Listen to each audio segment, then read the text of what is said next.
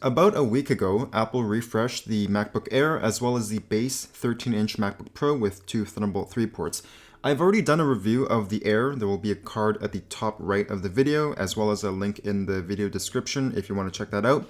But for this video, I'm going to really quickly gloss over the laptop. Then I'll talk more in depth about the new features, who this is for, and whatever else I have to say.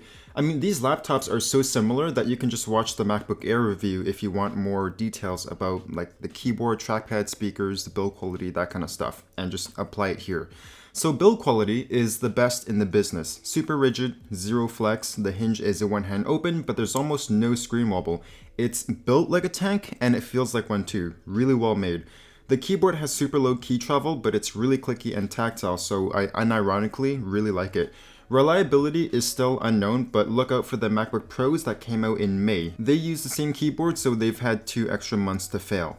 Trackpad is exceptional, and I mean exceptional. It beats using a mouse, it's got adjustable force, super accurate, gestures are phenomenal. It's the real deal. Speakers are excellent, super loud, very clean and detailed, good bass, but the MacBook Pro with 4 Thunderbolt 3 ports has a dedicated subwoofer, so it just sounds a little bit better. It's got 2 Thunderbolt 3 ports, 0 upgradability, although getting inside is relatively easy if you want to dust it out or something. And I'm pulling about 9 hours of battery life with light use. Really good machine overall. So 2 of the main upgrades this year with this MacBook Pro are with the keyboard and the screen. So the keyboard now uses 4th generation butterfly switches that are supposedly more reliable.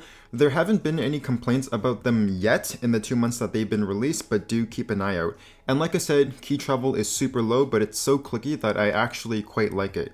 I did notice that the keyboard on this MacBook Pro is really soft and mushy compared to this MacBook Air, both 2019.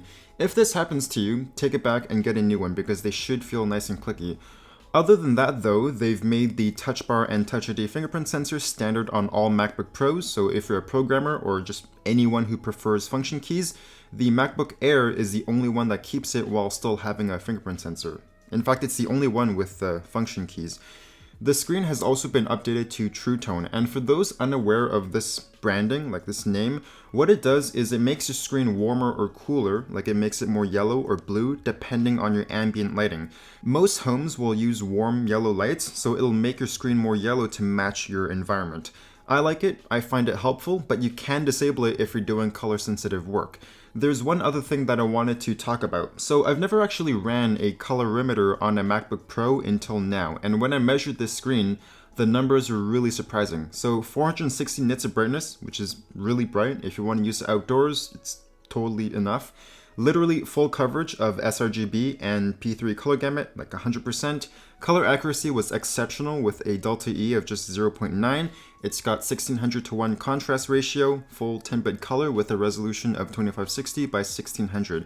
In fact, I'll link the measurement report in the video description if you want the full details, but this is the best 13-inch screen that I've seen so far. For those wondering about the XPS 13, it's also really good, but this is quite a bit better. I'd only really get the XPS 13 if you need a touchscreen. If you're a content creator, this is just pure bliss. And lastly, performance. So this is now running the i5-8257U. It's a 15-watt quad-core CPU with the Intel Iris Plus 645 graphics. It's the same GPU as the UHD 620, except double the execution unit, so roughly twice as fast. And performance on this thing is actually quite good, just wait for it. So this actually matches the i7-6700HQ, so the one from the 2016 MacBook Pro. It's a 45-watt quad-core CPU.